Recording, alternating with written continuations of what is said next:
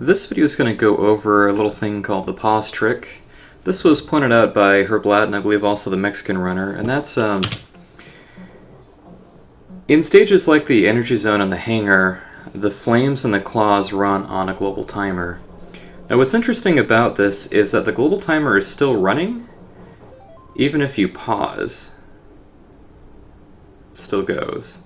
So we're actually going to try to use that to our advantage. So I'm going to go to the hangar. So in the hangar, these claws have a timer to them. There's 6 claws. They're in 2 groups of 3, and each group shares its timer. So in other words, at 96, alternating, these 3 go down, and then on frame 160, the other 3 go down. Now the interesting thing though is what happens if you pause the game when the timer is just about to turn to 96. So if the game is paused while you're at 96, so I'm going to do that now.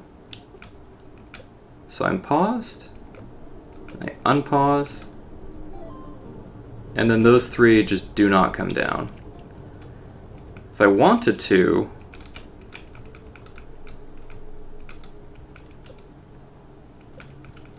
I could pause at 32, and then I could pause again at 96.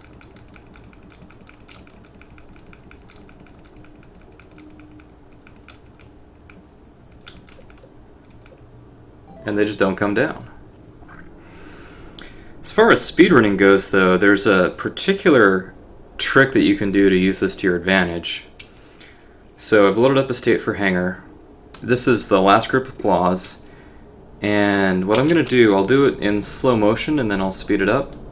So when this one gets to the top, so I'm going to keep running, and then about when it gets to 96 I'll pause it, and then keep going.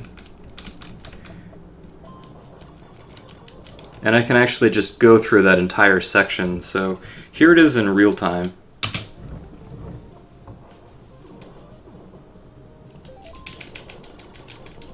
And just like that. If you're a little bit better, you can actually get spread rhythm going. So you can go through it without stopping.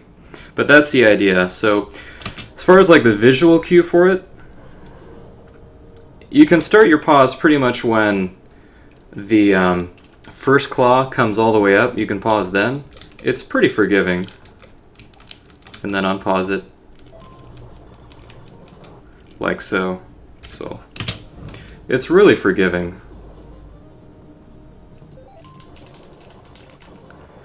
Now if for whatever reason you're coming at it a little bit differently, so that didn't happen. So if for whatever reason you're doing it when this claw comes down, you want to wedge yourself in between the last claw and the spiked wall. So if for whatever reason like the global timer isn't quite what you expect, you can just wedge yourself in there like that.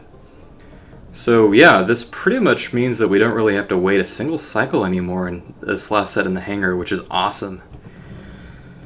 Last thing, a little fun with it, is you can also use this to make the exo skip safe. Now if you're watching, if you're watching this, you see how the flames come out. Notice the flame on top kind of comes out pretty much when the flame on the bottom is fully extended.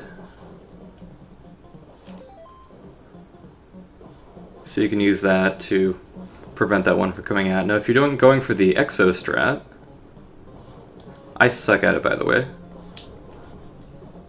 So I'm gonna jump, and I did a poor job of, I way overshot it. I should have been a lot tighter, but because I paused it at the right time, I survived.